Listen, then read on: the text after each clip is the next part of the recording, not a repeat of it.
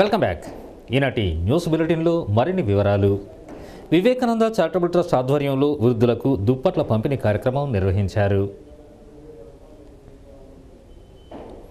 ఈ సందర్భంగా కమాన్పూర్ మండల పరిధిలోని ప్రభుత్వ ఆసుపత్రి ఆవరణలో ఏర్పాటు చేసిన ప్రత్యేక కార్యక్రమంలో ట్రస్టు నిర్వాహకులు దుప్పట్లు పంపిణీ చేసి మాట్లాడారు. 2007వ సంవత్సరంలో స్థాపించి అప్పటి నుండి పలు సేవా కార్యక్రమాలు నిర్వహిస్తూ వస్తున్నామని, ఇది పూర్తిగా అనాథ వృద్ధుల కోసం ఏర్పాటు చేయడం జరిగిందని, వారికి దుప్పట్లతో పాటు అన్నదానం చేయడంతో మరిన్ని కార్యక్రమాలు చేపట్టనున్నట్లు వారు తెలిపారు. దాదాపు 80 మంది వృద్ధులకు దుప్పట్లు పంపిణీ కార్యక్రమం నిర్వహించారు. మరి గత 6 సంవత్సరాల నుంచి నడుపుతున్నాం. కానీ వికలాంగులకు వృద్ధులకు మరి చలికాలం కాబట్టి వారికి మరి అనాథలకు సాయం చేయాలన్న భావనతో మా ట్రస్టులు ద్వారా ఇవాళ చిత్తారులు పంపిణీ చేయడం కార్యక్రమం జరిగింది. ఈ కార్యక్రమంలో మా కమాన్పూర్ సర్పంచ్ ఉన్నారో వారికి మా ట్రస్టు ద్వారా ఆర్థిక సాయం కానీ మరి చదువు కానీ మరి వృద్ధులైతే అన్నదానం కానీ చేస్తామని తెలుసుకుంటూ మా ట్రస్టు చేసే కార్యక్రమాలకు మరి వివిధ రూపంలో దాతలు కొద్దిగా సహకరిస్తే. ఈ కార్యక్రమంలో పిల్లి చంద్రశేఖర్, కిషన్ రెడ్డి, సంపత్, సర్పంచులు కొత్త సత్యం, ఆకుల గట్టయ్య, ఉప సర్పంచి బొంతల లక్ష్మి, ఆడెప్ రమేష్, రాజమౌళి, రెడ్డి శేఖర్, కుమరయ్య, తిరుపతి వృద్ధులు పాల్గొన్నారు. కమాన్పూర్ మండలం గుండారం గ్రామ పంచాయతీ పరిధిలో నిర్వహించే సమ్మక్క సారలమ్మ ఉత్సవాలకు కమిటీ సభ్యులు ఇప్పటి నుండే మరమ్మతు పనులు ప్రారంభించారు. ఈ సందర్భంగా గ్రామ సర్పంచి ఆకుల గట్టయ్య మాట్లాడుతూ, ప్రతి 2 సంవత్సరాలకు ఒకసారి జరిగే సమ్మక్క సారలమ్మ జాతర ఏర్పాటు చేయడంతో పాటు వచ్చే భక్తులకు ఎలాంటి ఇబ్బందులు తలెత్తకుండా ప్రణాళికబద్ధంగా పనులు నిర్వహించడం జరుగుతోందని, దీనిలో భాగంగా వచ్చిపోయే వారికి చిన్న సమస్య తలెత్తకుండా ఆలయం ఏర్పాట్లు వాస్తు ప్రకారం చేపట్టనున్నామని వారు తెలిపారు. ముందు జాగ్రత్త చర్యగా భక్తులకు తాగునీరు, ప్రశాంతంగా దర్శించుకునేలా బారికేడ్లు ఏర్పాటు, దానితో పాటు ప్రహరీ గోడ నిర్మించడం జరుగుతుందన్నారు. ఇక్కడికి కరీంనగర్, పెద్దపల్లి, మంథని, ముత్తారం తదితర ఏరియాల నుండి భారీ సంఖ్యలో భక్తులు సంఖ్య ఎక్కువగా ఉండడం వలన ముందుగానే అన్ని చర్యలు తీసుకుంటున్నామని వివరించారు. ఇక్కడికి వచ్చి మొక్కులు మొక్కిన భక్తులకు మంచి జరగడంతో భక్తులు అధిక సంఖ్యలో వచ్చి మొక్కులు తీర్చుకోవడం జరుగుతుందన్నారు. గత ఒక 20 ఏళ్ళ సంది సమ్మక్క జాతర ఇక్కడ నిలిచింది. దానికోసం వాస్తు ప్రకారంగా పైపులు కానీ గోడలు కానీ మా ఊళ్ళో పెద్ద మనుషుల ద్వారా ఇరాలంతో మాజీ పిడుగు నర్సయ్య గారు కానీ, దేవయ్య గారు కానీ, పిడుగు శంకర్ కానీ, మన జంగిలి కనకయ్య కానీ, దండే కనకయ్య గారు కానీ, ఇతర వాడ పెద్ద మనుషులు కానీ, గ్రామ పంచాయతీ సర్పంచ్ ద్వారా అన్ని అభివృద్ధి పనుల కోసానికి ఇక్కడ వాస్తు ప్రకారంగా పనులు జరిపిస్తున్నాం. ఇక ఈడ బాగా భారీ సంఖ్యల భక్తులు కదిలి రావాలని విష సంస్కృతిలో పుట్టుకొచ్చిన న్యూ ఇయర్ వేడుకలకు కోల్బెల్ట్ ప్రాంత ప్రజలంతా దూరంగా ఉండాలని రైతు సంక్షేమ సమితి శ్రేణులు విజ్ఞప్తి చేశారు. వ్యవసాయ రంగం సంక్షోభంలో పడింది. రైతన్నులెందరూ ఆకలి చావులకు, అప్పుల చావులకు గురవుతున్నారు. దేశానికి వెన్నెముకగా ఉన్న రైతన్నలను ఆదుకునేందుకైనా నూతన సంవత్సర వేడుకల కోసం ఖర్చు చేసే మొత్తంలో కొంతైనా విరాళంగా అందించి రైతు కుటుంబాలకు అండగా నిలవాలని రైతు సంక్షేమ సమితి నాయకులు ఏరేశ్వరం వెంకటేష్, ముడిమడుగుల మల్లన్న కోరారు. ఆర్థిక సహాయాన్ని అందించే దాతలు SBI అకౌంట్ నెంబర్ 3532105273లో వేయాలని వారు కోరారు. ఈ 2 సంవత్సరాల నుండి వర్షాలు లేకపోవడము, వాణిజ్య పంటలైనటువంటి పత్తి లాంటి వాణిజ్య పంటలు వేయడము, అప్పులపాలు వర్షాలు లేకపోవడం వల్ల వాళ్ళ పెట్టుబడి పెట్టినటువంటి అప్పులన్నీ అధికంగా అవడము, దిక్కుతోచిన పరిస్థితులలో ఆత్మహత్య చేసుకోవడం అనేటువంటిది మనందరినీ కలిసివేస్తున్నటువంటి ఒక సందర్భము. ఇదివరలోనే గత 2 నెలల క్రితం నుంచి రైతు సంక్షేమ సమితి ఆధ్వర్యంలో మేమందరం కలిసి ఇటు మంతిని డివిజన్లోని 7 మండలాలను మేము చనిపోయిన కుటుంబాల దగ్గరికి వెళ్ళి దాదాపుగా 45 కుటుంబాలను మేము పరిశీలించడం జరిగింది.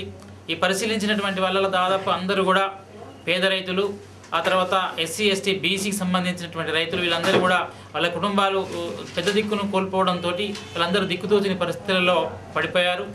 అలాంటి సందర్భంలో ఇక్కడ ఉన్నటువంటి ప్రజా సంఘాల కార్యకర్తలమైనటువంటి మేము కొంతమంది మేధావులు ఆలోచనకులు అందరం కలిసి రైతు సంక్షేమ సమితి ఆధ్వర్యంలో ఈ గుర్తించినటువంటి 45 కుటుంబాలలో మొన్న 20వ తేదీన జరిగినటువంటి సరస్వతి శిశు మందిర్లో జరిగినటువంటి కార్యక్రమంలో ఇక్కడి ప్రాంతంలోని సహృదయులటువంటి సహకారం ఇచ్చినటువంటి కారణంగా ఒక 15 రైతు కుటుంబాలను ఆదుకోవడానికి ఒక కుటుంబానికి ఒక 10,000 రూపాయల చొప్పున ఇవ్వడం జరిగింది. నూతన సంవత్సరం రావడం జరుగుతున్నది.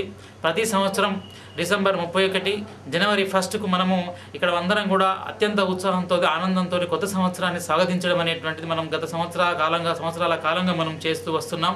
కానీ ఈనాటి సంవత్సరం పరిస్థితులు మాత్రము ఈ యొక్క విషాదకరమైన పరిస్థితులు ఉన్నందున దయచేసి ప్రాంతంలో ఉన్నటువంటి అందరూ కూడా, ఎందుకంటే మన ప్రాంతం వాళ్ళే చనిపోయి ఏడుస్తున్నటువంటి సందర్భంలో మనం ఈ అత్యంత ఆడంబరంగా పోయిన సంవత్సరాల మాదిరిగా ఆడంబరంగా చేసుకుని వేలాది రూపాయలు ఖర్చు పెట్టడం అనేటువంటిది సమంజసమైనటువంటిది కాదు.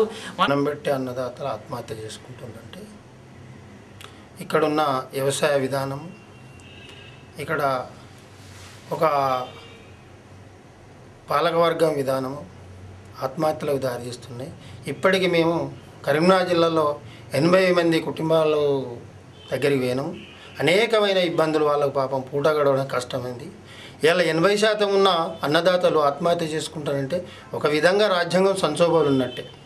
అందుకోసమే అందరూ ఇలా ప్రభుత్వం పాలకులు కొంచెం పేలరైన కాబట్టి ఇక్కడ బుద్ధిజీవులందరూ కూడా ముందుకొచ్చి ఈ కొత్త సంవత్సరం అనేది మన సంవత్సరం కాదు, మనది ఉగాది సందర్భంగా చేసుకునే సంవత్సరం.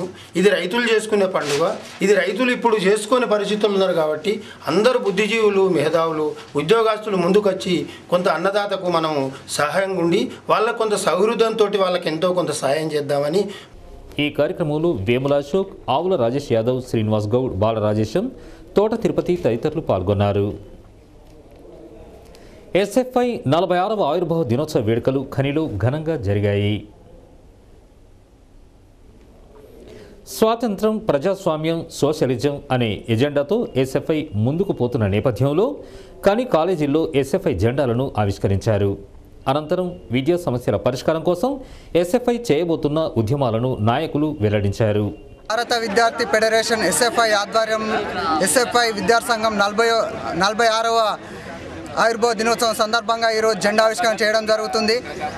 ఈరోజు 1970లో స్థాపించిన ఎస్ఎఫ్ఐ ఈరోజు వరకు విద్యారంగ సమస్యలపై, విద్యార్థుల హక్కుల కోసం, విద్యార్థుల యొక్క స్కాలర్షిప్ ఫీజు రీయింబర్స్మెంట్ కోసం కావచ్చు, విద్యారంగ సమస్యలు అనేక సమస్యలను పట్టుకొని ఉద్యమాలు చేస్తూ ముందుకెళ్తున్నటువంటి సందర్భంలో కార్పొరేటు ప్రైవేటీకరణకు వ్యతిరేకంగా ఉద్యమాలు చేస్తూ ఈరోజు ఎస్ఎఫ్ఐ అతిపెద్ద విద్యార్థి సంఘంగా ఈరోజు ఏర్పాటు చేయడం జరిగింది. ఈ కార్యక్రమంలో ఎస్ఎఫ్ఐ నాయకులు బాలసాని అశోక్ గౌడ్, సాయి తేజ, నాగార్జున, శ్రీకాంత్, నరేష్, బాబర్, శ్రావణ్, చరణ్ తదితరులు పాల్గొన్నారు. సింగరేణిలో ఎస్ఎల్పి ప్రమోషన్లు అమలు కాబోతున్నాయి. అండర్ గ్రౌండ్లో పనిచేస్తున్న కార్మికులకు 7 ఏళ్లు, సర్ఫేస్లో పనిచేస్తున్న కార్మికులకు 8 ఏళ్ల కాల పరిమితితో ఆర్జీ1లో 348 మంది కార్మికులకు ఎస్ఎల్పి ప్రమోషన్లు కొత్త సంవత్సరం ఆరంభం జనవరి నెల 1న రాబోతున్నాయని HMS central vice president Yadagiri Sattaiah మీడియాతో వెల్లడించారు. ఎలాంటి ద్వంద్వ వైఖరి లేకుండా ఈ ఎస్ఎల్పి ప్రమోషన్లు అర్హత ఉన్న కార్మికులకు రానున్నాయని ఆయన తెలిపారు. ఒప్పందం ప్రకారం Singareni miners and engineering workers union HMS representation మేరకు సర్వీసు అండర్గ్రౌండ్లో పనిచేసే కార్మికులందరికీ కూడా సర్వీస్ లింక్డ్ ప్రమోషన్ ఇవ్వాలని చెప్పేసి హెచ్ఎంఎస్ చేసిన రిప్రజెంటేషన్ మేరకు 1/1/2009 నుంచి వెళ్ళి అండర్గ్రౌండ్ కార్మికులకు, 1/1/2008 నుంచి సర్వీస్ కార్మికులకు, ఈ రామగుండం ఏరియా 1లో 348 మంది కార్మికులకు ఆర్డర్స్ ఇవ్వడానికి సింగరేణి యాజమాన్యం సిద్ధం చేసింది. ఇది 7 సంవత్సరాలు అండర్గ్రౌండ్, 8 సంవత్సరాలు సర్ఫేస్ కార్మికులకు. ఈ ఎస్ఎల్పి సర్వీస్ లింక్డ్ ప్రమోషన్ తోటి ఒక్కొక్క కార్మికునికి బేసిక్ మీద 3% ఆర్థికంగా ప్రయోజనం చేకూర్చే విధంగా ప్రతి ఒక్క కార్మికునికి కూడా 500 నుంచి వెళ్ళి 2800 వరకు ఆర్థికంగా ప్రయోజనం చేకూర్చే విధంగా ఏదైతే జేపీసీసీ ఒప్పందం ప్రకారం ప్రతి కార్మికునికి కూడా తన రిటైర్మెంట్ కాల పరిమితిలో 4 ప్రమోషన్లు రావాలని చెప్పేసి జాతీయ కార్మిక సంఘంగా హెచ్ఎంఎస్ చేసిన కృషి మేరకు ఇవాళ ఈ ప్రమోషన్స్ అనేటి మన సింగరేణి వ్యాప్తంగా కూడా రేపు 1/1/2016న సింగరేణి కార్మికులకు నూతన సంవత్సర శుభాకాంక్షలతోటి అందజేయడానికి సిద్ధం చేసిండ్రు. ఈ కార్యక్రమంలో హెచ్ఎంఎస్ నాయకులు జూపాక రాజయ్య, అపరాధ మొగిలి, అల్లా బకస్ తదితరులు పాల్గొన్నారు. అంగన్వాడీల సమస్యలపై చర్చించేందుకు 2016 జనవరి 7వ తేదీ నుండి 10వ తేదీ వరకు హైదరాబాద్లో జరిగే ఆల్ ఇండియా అంగన్వాడీ ఫెడరేషన్ జాతీయ మహాసభలను విజయవంతం చేయాలని సిఐటియు జిల్లా ప్రధాన కార్యదర్శి ఏ ముత్యామరావు పిలుపునిచ్చారు. ఈ మేరకు సిఐటియు కార్యాలయంలో బుధవారం ఆల్ ఇండియా అంగన్వాడీ ఫెడరేషన్ జాతీయ మహాసభల వాల్ పోస్టర్ను ఆవిష్కరించారు. ఈ సందర్భంగా ఆయన మాట్లాడుతూ అంగన్వాడీలు ఎదుర్కొంటున్న సమస్యలను పరిష్కారం చేసుకునే దిశగా ఈ మహాసభలో తీర్మానం చేయడం జరుగుతుందన్నారు. అంగన్వాడీ కార్యకర్తలు అధిక సంఖ్యలో హాజరై మహాసభలను విజయవంతం చేయాలని కోరారు. జాతీయ మహాసభలు జనవరి 7 నుంచి 10 వరకు తెలంగాణ రాష్ట్ర రాజధాని అయినటువంటి హైదరాబాద్లో జరుగుతూ ఉన్నాయి. ఈ మహాసభల్లో దేశంలో ఉన్నటువంటి 26 లక్షల మంది అంగన్వాడీలకు నాయకత్వం వహిస్తున్నటువంటి 29 రాష్ట్రాల నుంచి ప్రతినిధులు ఈ మహాసభల్లో పాల్గొంటారు. ఈ మహాసభల్లో ఐసిడిఎస్ పరిరక్షణ, అంగన్వాడీ ఉద్యోగుల హక్కుల సాధన కోసం ఏ రకమైనటువంటి కార్యాచరణ చేయాలనేటువంటి అంశాలని ఈ మహాసభలో చర్చిస్తారు. దానికి అనుగుణంగా భవిష్యత్తులో దేశవ్యాప్తంగా అంగన్వాడీ ఉద్యమాన్ని మరొక్కసారి లేవదీయడం కోసం ఈ మహాసభలు జరుగుతూ ఉన్నాయి. ఈరోజు ఐసిడిఎస్ను నిర్వీర్యం చేయడం కోసం, ఐసిడిఎస్ స్కీమును ఎత్తివేయడం కోసం కేంద్ర ప్రభుత్వం ప్రయత్నం చేస్తుంది. అందులో భాగంగానే కేంద్ర ప్రభుత్వం ఇచ్చేటువంటి నిధుల్లో సగానికి కోత పెట్టింది.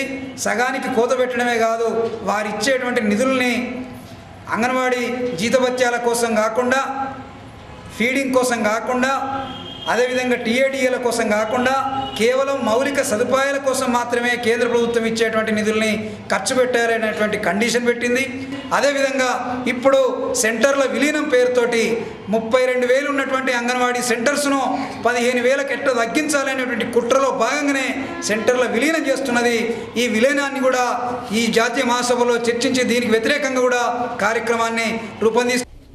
ఈ కార్యక్రమంలో సిఐటియు నాయకులు ఎం రామాచారి, టి కుమారస్వామి, పెండ్యాల విమల, ఏ నరసింగరావు, మహేశ్వరి, లక్ష్మి, హేమలత, శారద, కస్తూరి, భాగ్యశ్రీ, రుక్మా, విజయలక్ష్మి, కవిత, సిహెచ్ అరుణకుమారి తదితరులు పాల్గొన్నారు. రామగుండం నియోజకవర్గం ప్రైవేట్ టీచర్స్ అసోసియేషన్ ముఖ్య కార్యకర్తల సమావేశం ఇక్కడి లక్ష్మీనగర్లో జరిగింది. సమావేశంలో అసోసియేషన్ గౌరవ అధ్యక్షులుగా గోపు ఐలవ్ యాదవ్ను ఎన్నుకున్నారు. అనంతరం యాదవ్ మాట్లాడుతూ ప్రైవేట్ టీచర్ల సమస్యల పరిష్కారం కోసం తన వంతు సహకారాన్ని అందిస్తానన్నారు. ఈ కార్యక్రమంలో ఆవుల రాజేష్ యాదవ్, అయ్యల బాలరాజు, తాటికొండ వేణుగోపాల్, పూదర్ శ్రీనివాస్ గౌడ్, రాజు, గణపతి, నాగేశ్వరరావు, ఉమేష్, సంతోష్ తదితరులు పాల్గొన్నారు. సిటీని ముగించే ముందు ఈనాటి ముఖ్యాంశాలు మరోసారి. విద్యతో పాటు అన్ని రంగాలలో రాణించాలి. ఎన్టీపీసీ కృష్ణవేణి హైస్కూల్లో నిర్వహించిన ఆనంద మేళాలో విద్యార్థులకు పిలుపునిచ్చిన ఎమ్మెల్యే సోమారపు సత్యనారాయణ. అలరించిన సాంస్కృతిక కార్యక్రమాలు. ఎన్టీపీసీ పీటీఎస్లో వైభవంగా జరిగిన బై బై మేళా ఆట పాటలతో ఆకట్టుకున్న చిన్నారులు.